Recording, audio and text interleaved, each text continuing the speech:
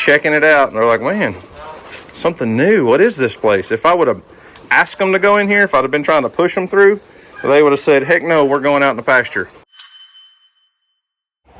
Well, what's up, guys? It's Daniel from Arms Family Homestead, and man, the big cold front's not here yet, but it's chilly this morning. You know, we had this big rainstorm blow through a few days ago. Everything was soggy and muddy, you guys saw on video. Well, you know, a couple days of 30 plus miles an hour wind, and it's dry again, bone dry. I'm not complaining, but if the wind has slowed down, it's not near as bad today. So went and took the kids to school, and I'll stop by the merch building, kind of give you guys an update. A lot of people have been asking, so let's check out the progress we've made. Wouldn't you like to know the code? I'm not going to show you the code. Puts keypads on the door so that we don't have to keep up with keys. I can't remember if I told you guys. I'm pretty sure I told you guys that hit the right switch. We have lights in here. The shop side has lights. We do not have heat and air yet, but we've made some progress. DJ got her windows installed. This was what she really wanted, was like floor to ceiling glass in the corner for her office, but that was going to be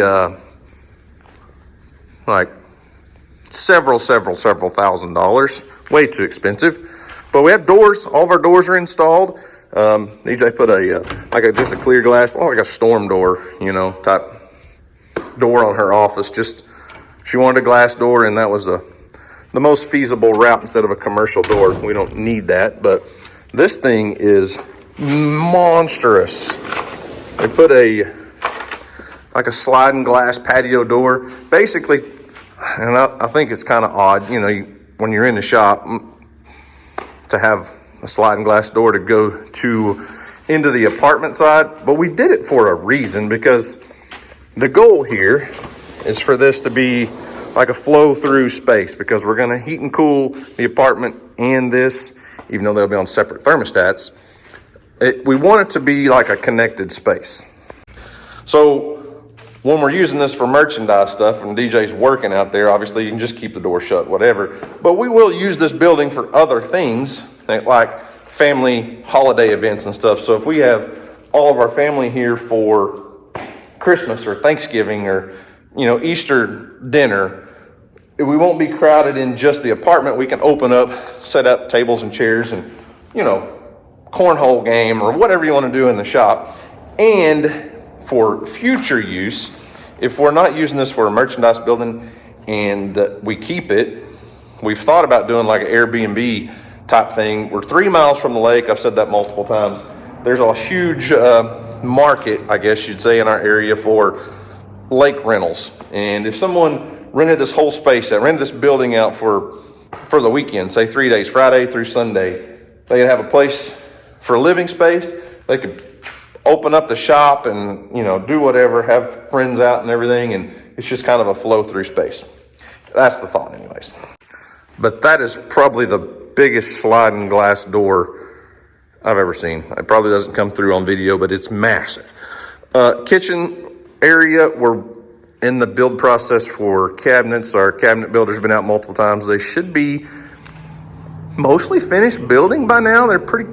He said it'd be a few weeks, maybe by the end of January, have them completely installed, stained, painted. We'll have a big island out here. The front door is not installed yet. That's the only door we don't have installed, I believe. It's here, but it's got to be stained and finished and stuff. But DJ decided to go with black doors. Bedroom door, bathroom door. I think black looks good once they're cleaned up. But all the drywall's done, all the texture's done on the walls. We're gonna have sliding doors here. That's why that closet door is not trimmed out. But trim is on. The trim's all around the windows, the base. We haven't trimmed up top yet.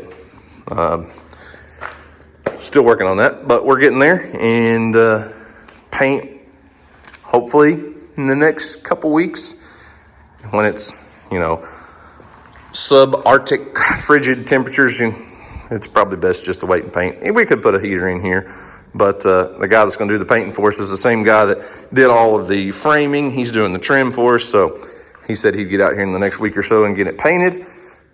And then we'll be just about done. I mean, just about done minus heat and air, which it's all been ordered. They're just kind of waiting, and they'll get it installed in one day. The electrician has to come back and do, all the finished work in there.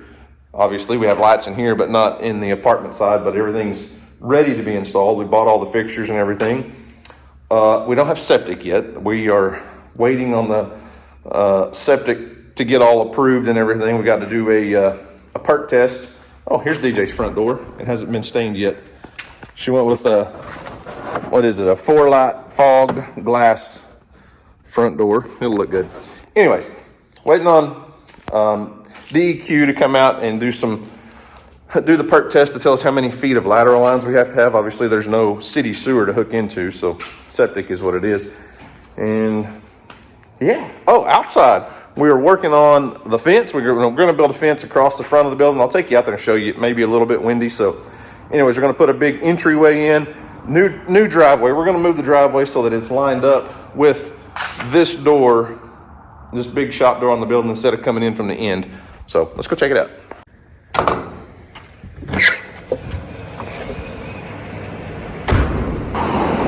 And yes, DJ is going to paint those white doors black. She has requested that we have a black building. Everything except the front door. That one's going to get stained, but it won't be black. So we're working on the fence coming along the front and into an inset entryway. We're going to put some custom gates on here with automatic gate opener so that we can just hit a button and come in just like we do at home. And there will be a gate down there. So what my plan is to make this like a circle drive in case we need to come in with a trailer. You can pull in and pull out. So later on, if somebody buys this from us and they want to use it for lake property and have a boat or a camper or something, they can pull in the big gate. That's why you inset these from the highway. If you'll notice, it's about 25 feet inset so that you can pull in and be off the road. But we'll make this circle so they can pull out over there if you need to. That won't have an automatic gate. It'll just have a standard gate on it. So there's what it looks like backed out here from the road a little ways. It's just hard to see a whole lot as far as perspective goes, but there's what the entryway will look like. And it is, like I said, lined up, centered up with the building and not necessarily off to one end like it used to be. So like I said, we will be fencing off this pasture. There's about 2 acres there. The old driveway, like I said, we're going to put a gate here, but it won't be anything fancy. It'll just kind of flow with the fence so that we have that extra driveway to make a circle drive if we need to, just so that if you're coming in with trailers and stuff. We're going to put a gate across down here to access the pasture.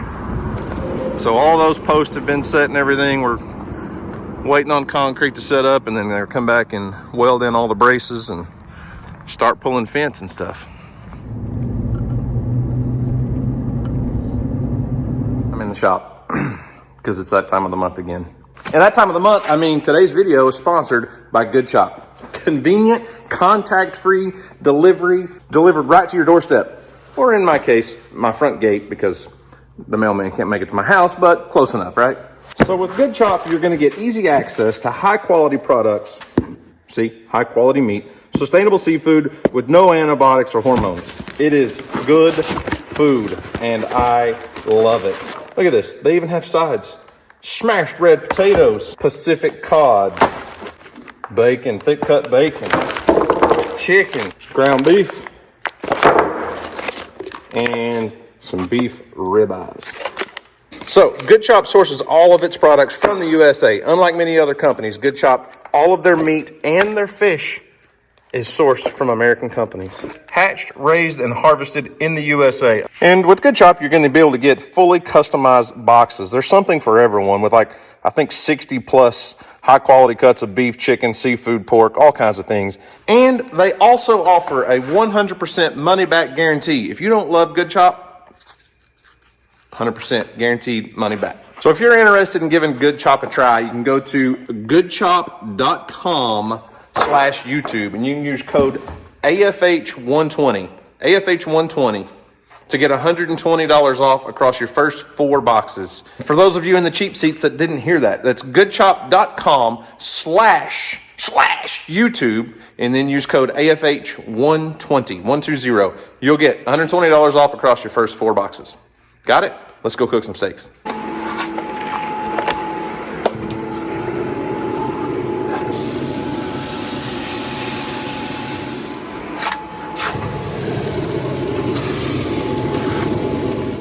Trust me, you won't like it as much as you do when I cook deer. Just kidding. This is way better than deer. How about that mac and cheese though, Houston? What do you think about it? That's really good. Good stuff? It's really cheesy. Well, I'm going to dig in. Ooh, it's hard to beat a dinner like that. Well, there's your merch building update. Man, it's just a slow process. Building anything, whether it's your home, a business, whatever it is, construction's just slow, especially when you're contracting it out yourself. And we know that, we knew that, but we still wish it would come along a little faster. But why don't we check on our little friend Linda? It's been a couple days since her chicks hatched. She did hatch out 2 baby turkeys in January. I really don't know what's going on with her. As of yesterday evening, they were both still just fine underneath her, but I think I'm going to go ahead and move her into one of these stalls. I've got some shavings and things, and I'll probably set up a heat lamp over the top of her for these extreme cold nights. They've changed the forecast down into negative temperatures, negative actual temperatures, not wind chills, for a couple nights. So we're going to survive it. I just hope the babies do too. But before we say we're going to move them, we better at least check and make sure they're still okay. And Linda, would you be all right if I moved you into a stall where you'd be a little warmer, get you off this gravel? It's the most random place for you to make a nest and hatch out babies, but you did it. You gonna let me look? Or are you gonna tear my hand up? Hey, I see babies. 2 little chicks, 2 little baby turkeys. So a lot of people said, why don't you just move them into your shop? And I'm not putting a full-grown turkey hen in my shop because she won't stay in one place. She's going to move around. She'll poop all over everything. But we'll get her a spot set up. We've got electricity out here under the building and lots of shavings. They pull some hay and some shavings and put her in one of these stalls and shut the gate. And then I can pretty easily hang up a heat lamp in here in the corner. I don't know if, yeah, probably just put her a heat lamp above her. I don't know how much she'll use it. I don't know how much it'll help, but we're going to give her the best chance we can, right?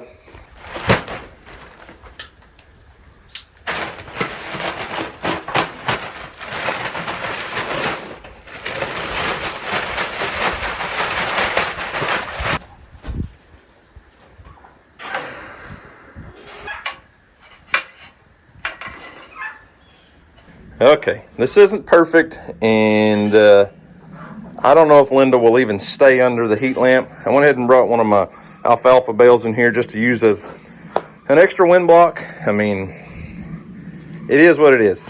It's going to serve a purpose. We can put her directly under the heat lamp. Now, if she decides to sit right here on the baby chicks, that's up to her, but we put several... Or I say we all the time. You guys are with me, right? Anyways, I put several inches of shavings here for insulation from the concrete. There is rubber stall mats on the floor in here on top of the concrete. So she should have a warm enough place that she can stay warm. And she's the one that's going to keep those babies alive, not the heat lamp. And like I said, making a spot for Linda and those 2 little baby turkey chicks to stay warm is one thing. Getting her to actually stay there and set on them, moving her from where her nest site is right now is another. I wouldn't move her while she was sitting on the eggs, and that's why I waited. They've both hatched, so I think we're good, but I'm gonna probably get my hands and face chewed off trying to move her. Okay, Linda, I've prepared a spot for you and we're gonna move. Okay, we're doing it. Calm yourself. Calm down.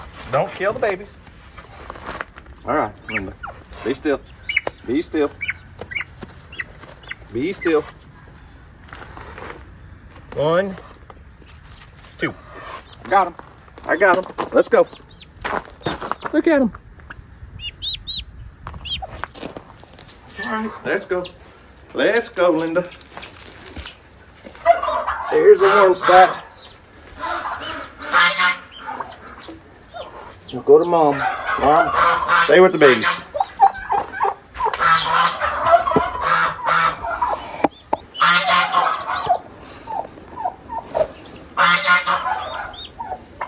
Hey, that's not where your babies are.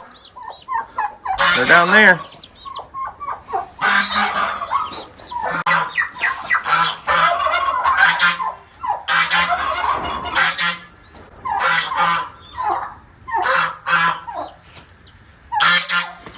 All right, while Linda and her babies settle in and try to figure out where they want to stay and stay warm, I'm going to make a few more adjustments to a few things so that when we hit these -degree nights, and we're not going to get above freezing for, I don't know, 3 days, something like that. It's not the end of the world. Our animals, the donkeys, alpacas, the goats, everybody's built for it. Really, all they need is a place to get out of, well, really, the donkeys and alpacas don't even care. They don't even need a barn to get in, but a 3-sided shelter with a wind block and a roof over their head really helps with that insulation factor of their coat, you know, obviously. I mean, anybody that gets out of the wind is going to stay warmer. So water is the biggest problem. Fresh water that's not frozen is tough when it's obviously negative at night. So what I'm going to do is move a water trough up here into this other stall and set it up so that the donkeys and the alpacas can come in here. Not necessarily so they can all sleep in here. If they choose to sleep in here, that's on them. They've got their barn and hay out there. But I am going to train them for the next couple days to their water being in here, and that will allow me to put a de-icer in there. So keeping it under the roof, out of the wind, is going to help keep it from freezing as bad, and we'll throw a de-icer in there. Probably only turn it on, you know, at night, and then for now, until we get to those days where we're not getting above freezing, we'll leave it on. I use these very, very sparingly. I'd rather come out here and bust half an inch of ice than run this electricity sucking heater that, you know, could cause a problem. Kind of like the heat lamps. I don't use heat lamps unless I have to. And that one with Linda's only going to be on for a few days to get us through this extreme cold. But fresh water is important, and we're going to change up our water routine and try to make sure everybody's got plenty of warm water, plenty of good hay. Obviously, they've got alfalfa, and we'll feed once a day, and they'll make it through this cold snap just fine.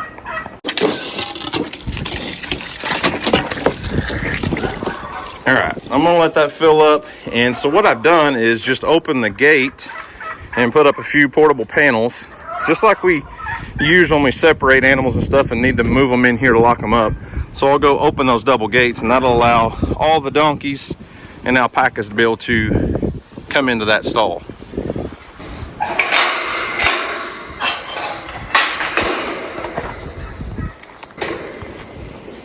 All right, Charlie, y'all come on. Let me show you what we got set up here. Actually, I say that, I really just need to go shut the gate so they don't get out.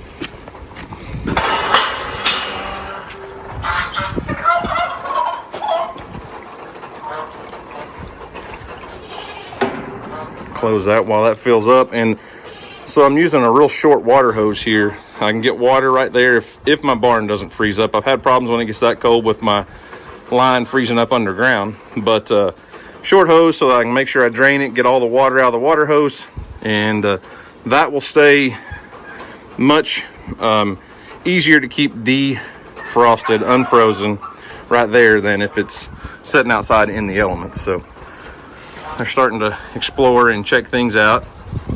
Now what I'm going to do for the goats, I haven't got theirs set up yet, but there's Larry. I will bring their water, instead of being out there, I'll bring it up here under the barn, and then I'm close to my water, I'm close to electricity. I put a de-icer in that one, and we'll be good to go, hopefully.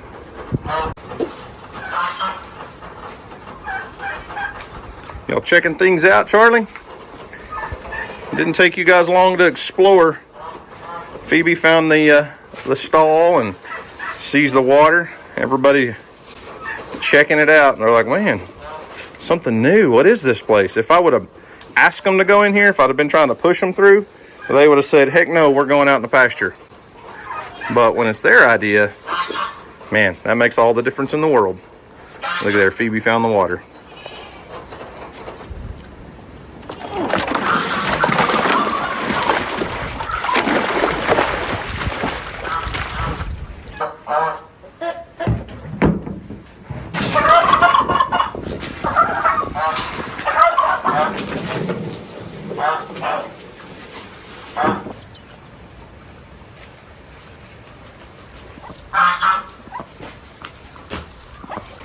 Now, I'm sure some of you are wondering why I'm putting this water trough way out here and elevated. It's up off the ground, which will, obviously expose it to colder temperatures. But I have to elevate it to keep the ducks and goose out of it. Otherwise, they'll just nasty the water up in the first 10 minutes. But I moved it out to the edge of the barn instead of tucked up here against the fence where there'd be, a little bit more protection from the elements. Because I'm going to have to dump it. I mean, there's no doubt. We're going to have to dump it out, clean it out, and refill it. And if I do it up here, then it just makes a muddy mess through where all the animals need a dry space. Ain't that right, Bear? So, it'll work. Not ideal, but it is right on the edge of the wall. I can bring a power cord down, put a stock tank heater in that one, and help keep it thawed out for the goats and this guy.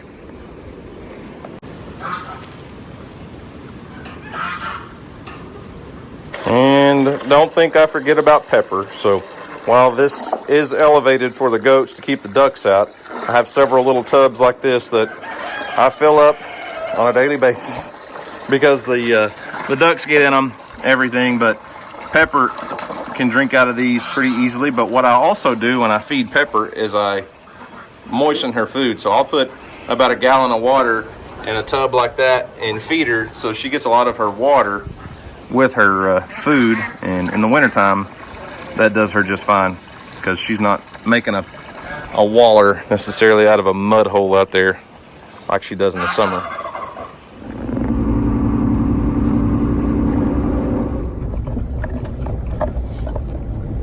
Better just wait until I've got somebody besides me there.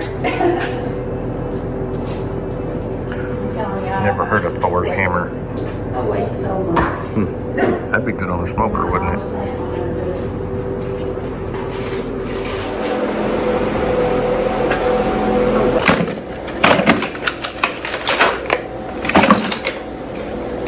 So as you can see, I got a call yesterday from the deer processor that Houston's doe was finished being processed, and Earl's wanting in the shop here. Hang on. Come on in, buddy. So a lot of times I'll do the processing myself here, but it's a little bit of a timely process, and sometimes I process the deer myself, sometimes I'll take it to a processor.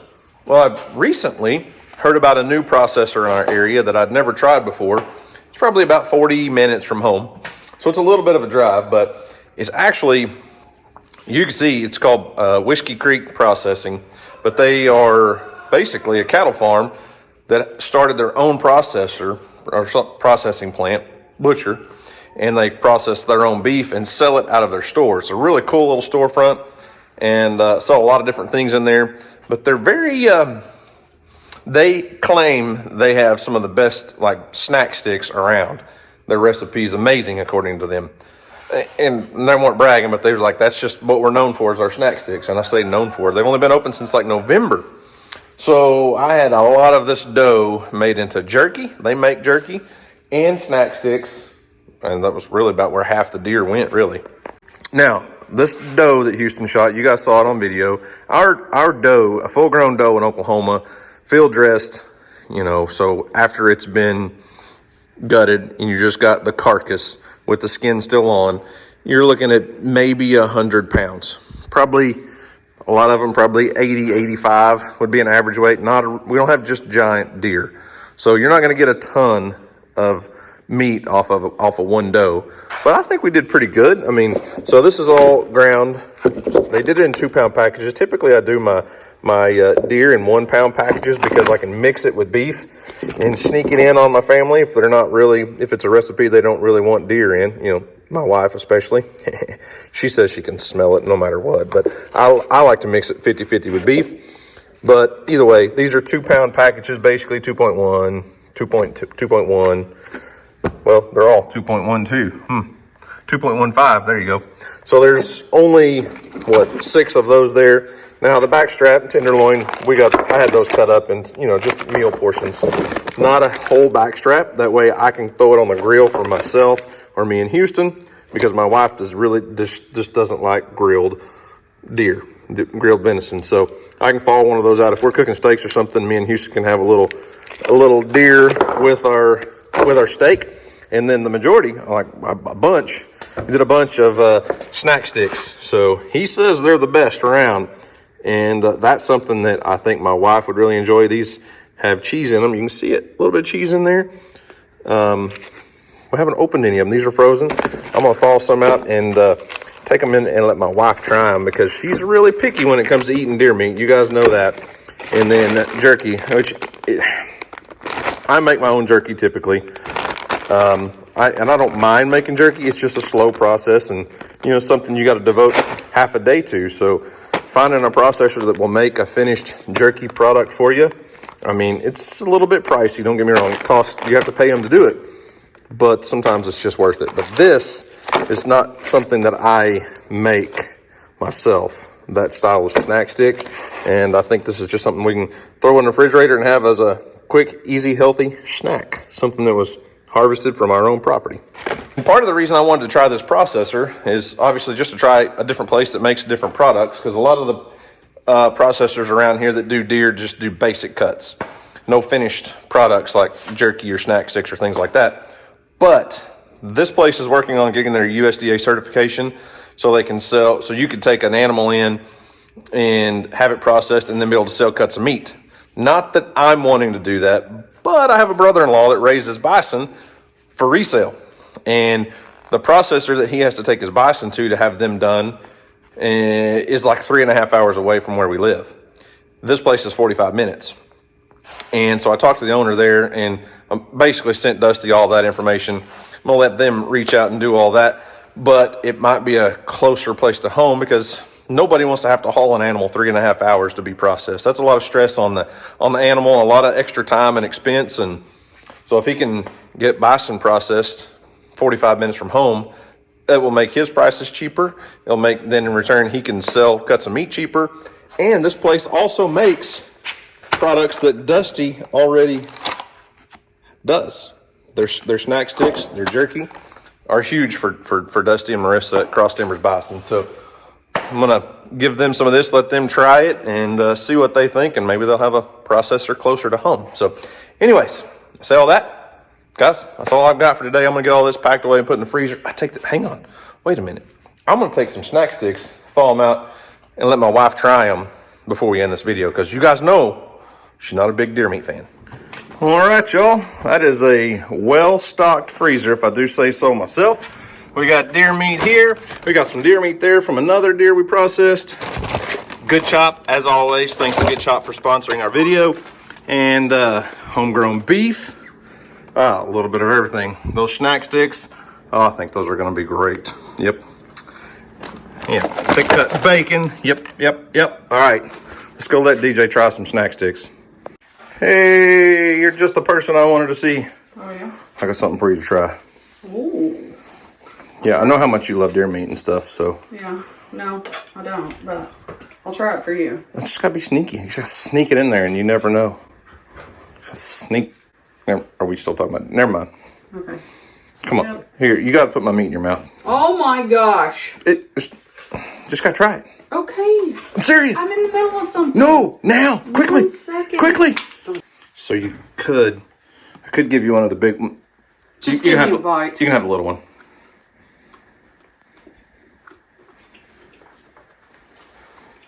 Smoky, fruity, Yeah. flavorful. It's interesting. It's confusing, isn't it? It's good though, right? Yeah, the sweets throw me off. You know what the sweet is? Tastes like pineapple. This is. They put pineapple in it.